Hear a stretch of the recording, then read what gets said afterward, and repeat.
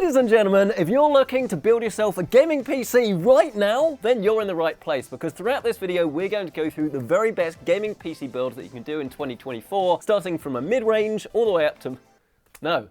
That's wrong. Starting from a budget gaming PC all the way up to mid-range, and then of course we're going to finish off with high-end. And I'm really excited about the high-end one here today, because this is actually going to be the gaming PC that I would build myself if I was going to build a gaming PC right now. So without further ado, let's crack on right after a short word from this video's sponsor. Do you want to get into PC gaming but don't want to build it yourself? Chill Blast's new Edge series has just launched with the incredible Height by 60 enclosure, offering a truly stunning gaming system with all of the parts and cables expertly assembled and managed for you, so all you need to do is pick your favourite title and start gaming. All Chill Blast PCs are built in the United Kingdom with free UK delivery and a 5-year warranty. Learn more today with the link down below.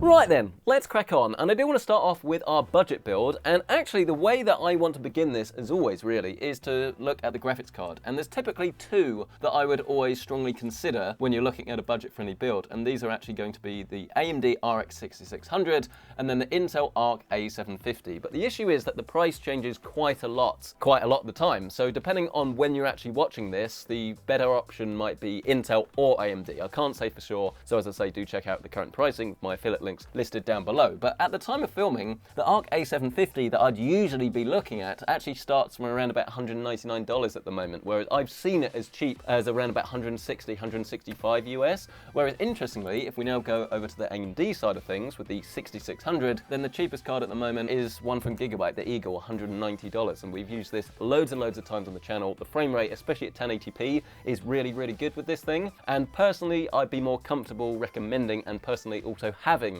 an AMD graphics card over an Intel one, just because the drivers seem to be a little bit more mature. Granted, this problem seems to have gone away for the most part, but there sort of still are some outliers that remain, and especially if it's going to be $10 cheaper, it does make sense to go down that route. So we are going to add the RX 6600 to our basket, and then we can then press on and actually talk about our CPU and motherboard combination. And usually at this point I'd say just go for Intel, because at the budget side of things there's not really anything from AMD that personally I like. I know a lot of people say, well, why don't you go for the 5000 series of chips? But personally speaking, I find that finding like a really good motherboard is quite difficult because there's not really that many. And personally, I'd rather have the better upgradability of Intel, which confuses a lot of people because they say, well, hang on, the Intel socket's dead. There's not going to be more chips for that. That's true, but don't forget, if you're buying an i3, you can upgrade that to an i7. So you still got way more performance you can get at a later date, even though it's not going to be one of the current gen chips, if that makes sense. To properly illustrate what we're talking about, here are all of our 1700 socket Intel CPUs,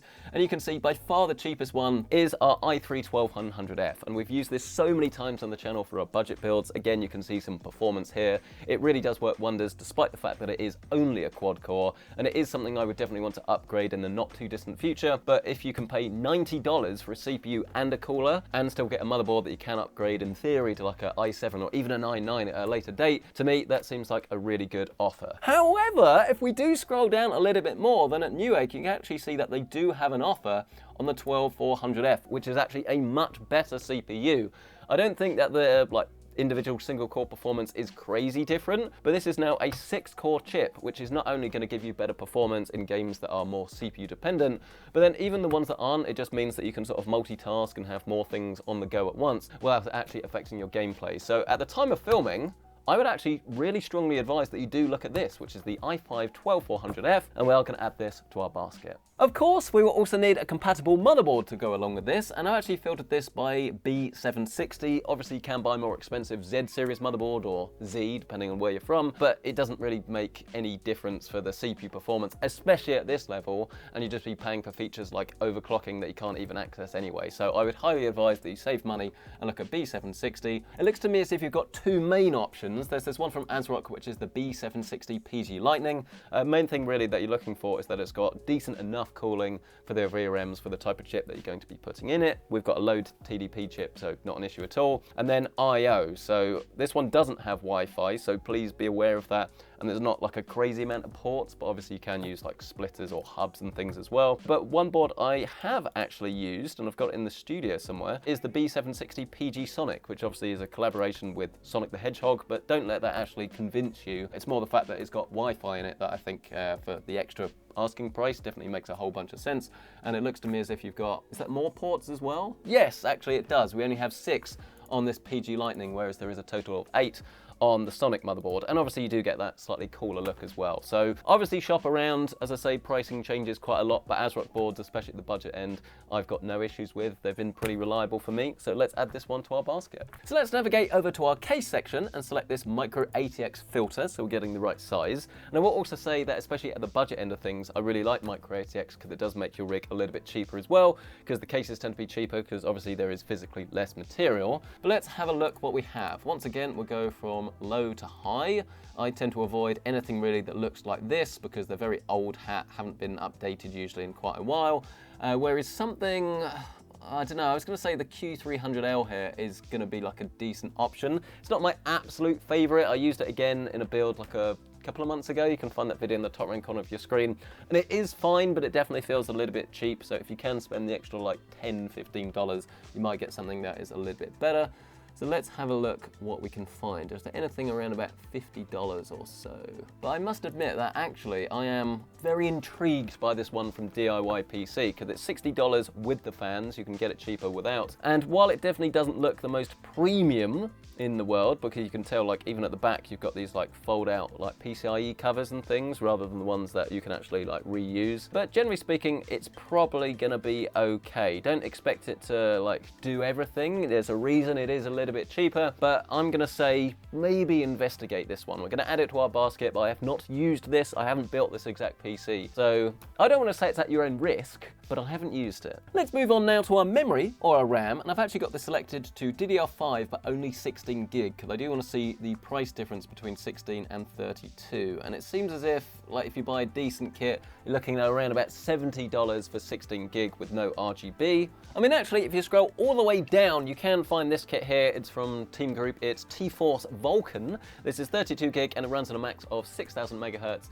but it does actually have a latency of 38, which is pretty cool. So it's definitely not the fastest kit out there, but I think in terms of bang for your buck, this is probably the best that we can do. Obviously, you will have to enable XMP in the BIOS to actually get this to work, and there's no guarantee that you will be able to overclock your memory and get this to work, but fingers crossed. Obviously, you will also need to grab yourselves an SSD, and I would highly advise that if you can, I would go for a terabyte or larger, because 500 gig is fine, but games these days get so big that you're not going to have many options available to you, especially if you've got slower internet speeds if you only go for 500. A terabyte is definitely the way to go. If possible as well, I would look at getting PCI Gen 4, even on our budget-friendly build. It's not a definite, but I would always at least have a look just to make sure that there's nothing on sale or something that's going to be the same price as Gen 3. So that's what we've got here at the moment. We've got Gen 4, but we've got it filtered from low to high. And just to give us an idea, look, Kingspec SSD around about $64 on promo at the moment. You always want to check the speed of the drive. So here we have 4800, 4500, so maybe slightly slower than a PlayStation 5, but basically the same.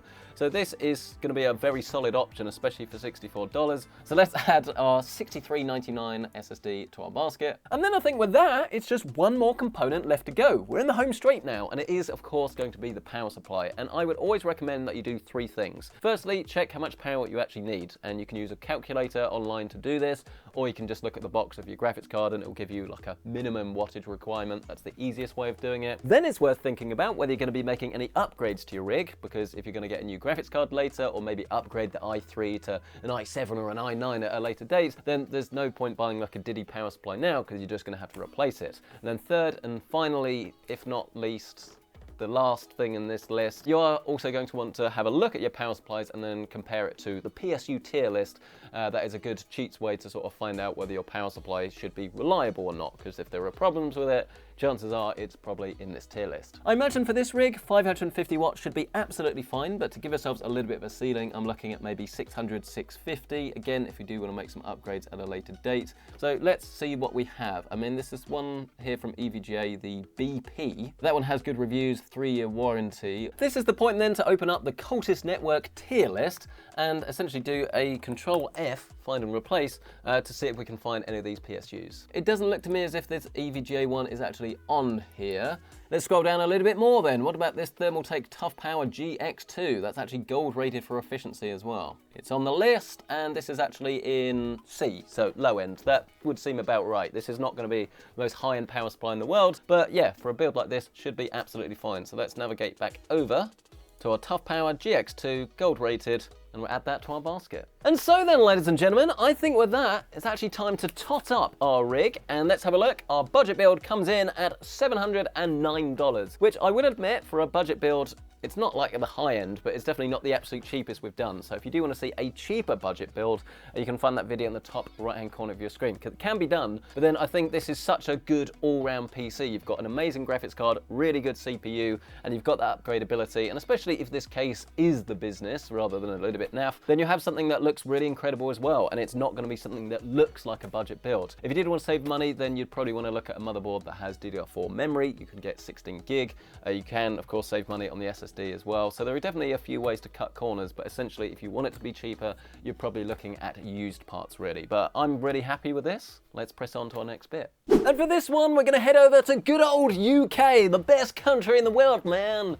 I've just managed to upset everyone then. And this one is very much going to be our mid-range build. And at this sort of price point, you've got two main graphics cards in consideration. You do obviously have previous gen that you can look at as well, but availability is somewhat flaky. So you're pretty much looking at the Radeon 7600, which is available for around about 260 to 290 pounds, or you go for the NVIDIA RTX 4060. And personally speaking, I really like the 4060. I still think it is too expensive. Like, there's not really much we can do about that because AMD haven't really helped because their card is kind of the same sort of price point. I wish it was cheaper. I mean, I remember the good old days of like the 1050, which cost around about 130 pounds, but let's not reminisce. This is unfortunately what we have to go on. And the thing with the 4060 is not only do you get really good offers every now and then, so at the moment, look, $270 on scan for this RTX 4060, but you're paying probably around about 20 to 30 pounds more for the NVIDIA features and very similar performance to the 7600. They've both got AV1 encoders, so they're both good for streaming as well. And they've both got very good frame rates. I mean, that's the main thing. The performance of both of these cards is great. I mean, if you want to be running like Cyberpunk, like 4K ray tracing, no,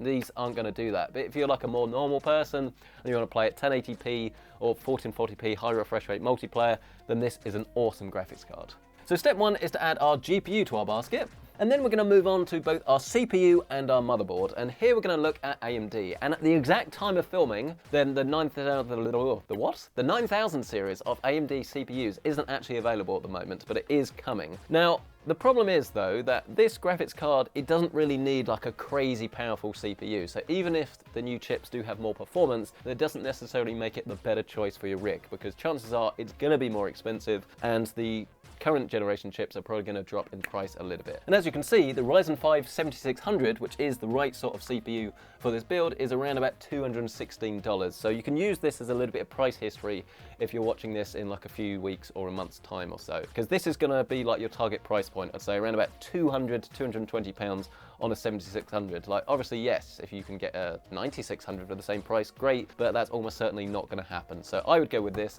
It's a 6-core chip, and it's way more powerful than the Intel one we used in the previous rig. And obviously, it's going to be AM5, so you can upgrade it to future CPUs that come out in the next few years from AMD as well. So add this one to our basket, and then look at AMD B650 motherboards. And the first thing I want to say is that exactly the same as you had with Intel. Don't go for like the X motherboards, or with the Intel was the Z motherboards at this price point. Don't think it's worth it. But I would draw your attention to the fact that some of them say B650, whereas if we scroll all the way down, we should start to see these boards that say B650E. And it's important to compare the price between the two and how much future-proofing you want, because I would much rather have a B650E motherboard. I mean, my personal rig that I've literally just built is B650E, so you get that extreme PCI Gen 5 slot. That essentially means that if you're going to upgrade your graphics card in a few years' time, chances are it's going to be more compatible with those GPUs. But as that's the future, and to be honest, it's probably not going to be a massive deal anyway, I wouldn't worry about it too much. I mean, this is the motherboard I actually have, and it's 290,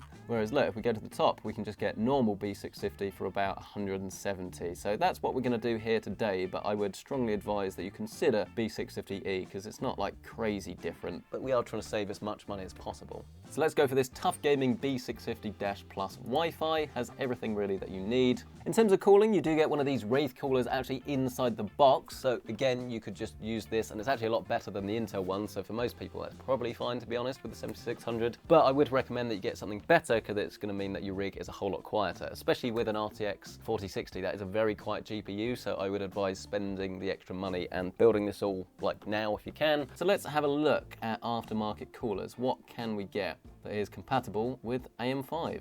I mean, to be fair, you can get a Hyper 212 for £30. If you want RGB, step up to 37. But yeah, I've used Hyper 212s, I was going to say all my life. That is exaggerating. Ever since I've been PC building, pretty much, I've been using Hyper 212s. They're very good. They keep getting better and better. They are way better than like a standard stop cooler, and this kind of has the same sort of look to it. Like, obviously, if you want RGB, go for that. But actually, I quite like the look of this jet black design, so we're going to add the 212 black to our basket. And maybe I'm a sucker for advertising, but actually, this seems like quite a good deal at the moment. A 650 watt RM Corsair power supply for £80, and that is actually fully modular as well. It still gives us plenty of power if we do want to make a few upgrades at a later date as well, but we're not paying an arm and a leg for something that we don't need. So I'm going to also add this while we're here.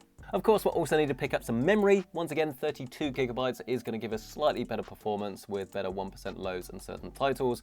And here we've got a kit of Corsair Vengeance RGB, and this is the AMD Expo version, so it is hopefully going to be more compatible with our CPU and our board. And this is running at 6000 megahertz, but has a CAS of 30, so much better latency than the kit that we had in our budget build. I mean, on scan, storage actually has its own special section, which is pretty cool. Again, let's go over to PCI Gen 4.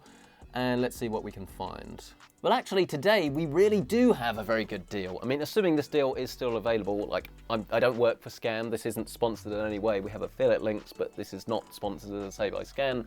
But that really is a very good deal. £84 on a 990 Pro, which is pretty much the best Gen 4 drive you can get. Love that. We're going to add that to our basket. And then actually, because we've already done our power supply, I think that leaves just one more component, and it does feel weird to call a PC case a component, but yes, you guessed it, it is the PC enclosure. So let's see what we can find. We have a full-size ATX motherboard, so make sure that you are going for a full-size case, and a lot of these are quite cheap, so I want something a bit more premium here today. I mean, actually, what about this? The NZXT H5 Flow. I mean, I have built on this, and I was a big fan of it, actually. I don't think it does anything particularly crazy, other than having like a angled fan that like blows air at your GPU. That's definitely a nice feature, but it's not the largest case in the world, so if you're going to buy like a massive graphics card, this is not going to be the right case. But otherwise, it pretty much does most things right, really. You've got mesh on the front, you've got nice glass so you can see inside, and it's NZXT, so it's very well built, and I think for £84, not a bad option. And then we go over to checkout and reveal the total,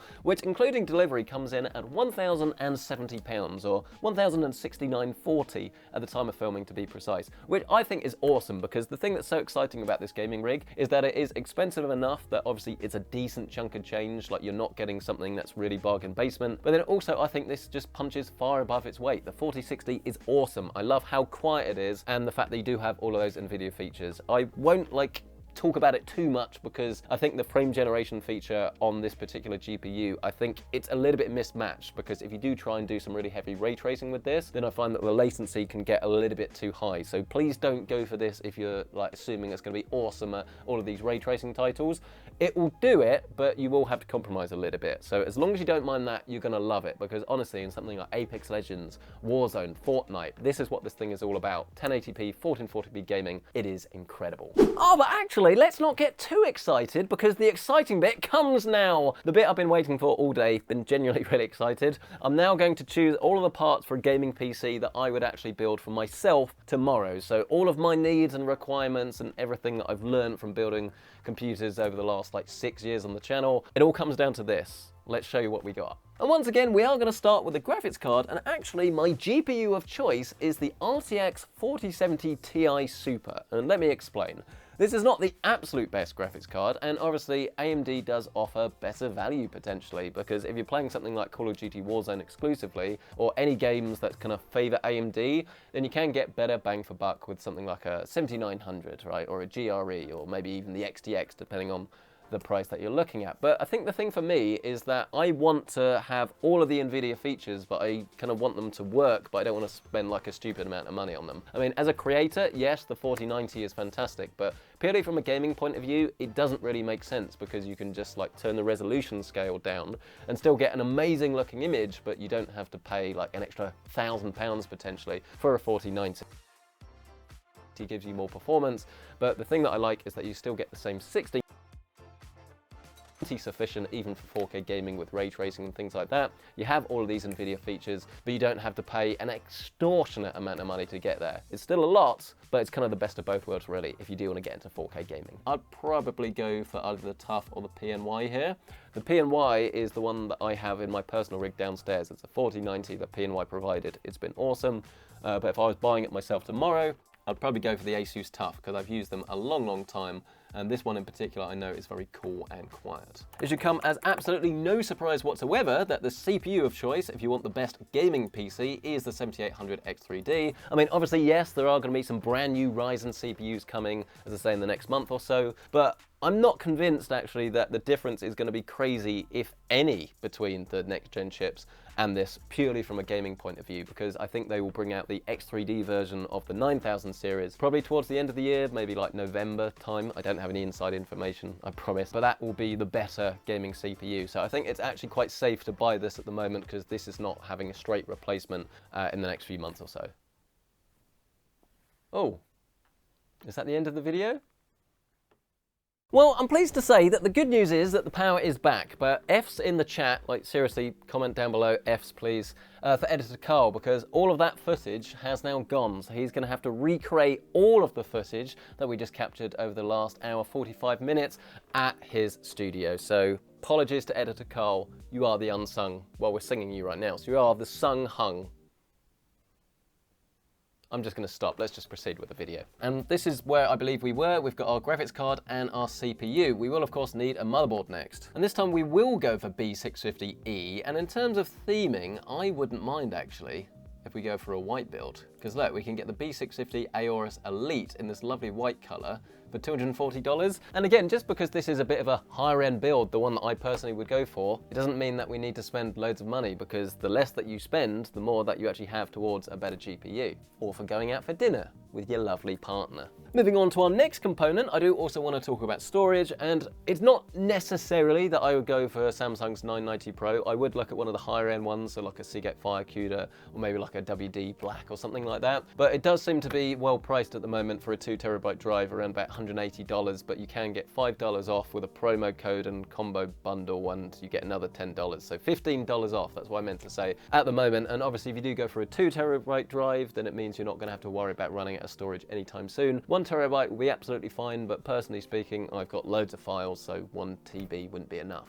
Pressing swiftly on, we're also going to want to grab ourselves some memory, and typically I'd say that my favorite is probably G.Skill Trident Z5, but Corsair is pretty much neck and neck. And if you are going to like go for Corsair coolers or something like that, or any other IQ device, then obviously you can pair it all together, so it probably makes sense to go down that route. But I'm not particularly fussed either way. It's going to be more down to price for me personally. But let's see what we have. I'm looking for 6000 megahertz. And clearly there are two main kits really here to look at. One is 6000 megahertz but has a CAS of 30, and then the other one is slightly more expensive but has a slightly faster speed. It's 6400 but then has a CAS of 32. And off the top of my head, I couldn't calculate which one is going to be better, but I could almost guarantee that there's not really going to be any difference in terms of noticeable performance between the two. There might be in some like really like detailed graphs, but it doesn't really matter. So if you want to go for the lower priced one, go for that.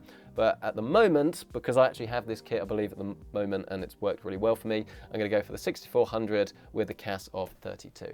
No, sorry, I'm being stupid, aren't I? I forgot we're going for a white build, so we need to make sure we got it in at least white or silver. So you can buy the same kit, it's $5 more, look. It comes in this silver look, that's gonna match our board a lot better. And actually, you know what? I've completely forgot. We've gone for a white build, but we've already picked our GPU, and that was not white. So we're gonna have to redo that. Obviously the same 4070 Ti, but you can either spend $60 more, and get the Tough in white, or you can look at this one that is from Zotac for $40 more, and I want to go with that. It's the Trinity. It doesn't have like loads of RGB bling, but personally speaking, if you're going for a white build, I like it to be very neutral anyway, so we're going to go with this. And actually on this topic, I want to jump ahead to the power supply, because it is also important to have at least something that can accept white cables if you're going for the PSU. Otherwise I find that you don't get the full effect of the full white build. So let's see what we can find. We've got this one from MSI, A850GL, that should be absolutely fine. The one that I'd be looking at is 850 watts for this build, and it's $117, which is pretty good. I mean, these are what the cables look like, by the way, and it does also come with that PCI Gen 5 connection, so you don't have to use the adapter that comes in the box for the GPU. That would be pretty horrible. I think they're all nice and white. They're not like custom cables, but actually in white they look really good, so you wouldn't need to upgrade them anyway. Of course, we're also going to need some liquid cooling for our CPU, as you don't get one inside the box, and I want this to be really cool and really quiet. So obviously looks good and sounds good too. And I was having a look earlier, and there's definitely quite a big disparity in price really between a lot of the options. I mean, the cheapest option is this one here from Cooler Master, really, in this white flavor. It's 360L. It's got a really nice cap on it. It looks pretty good. In my experience, these can be a little bit, I don't want to say gurgly, but they sometimes can make a fair amount of noise. But then to be fair, if you go for like a super high-end one from Corsair as well, like their IQ Link system,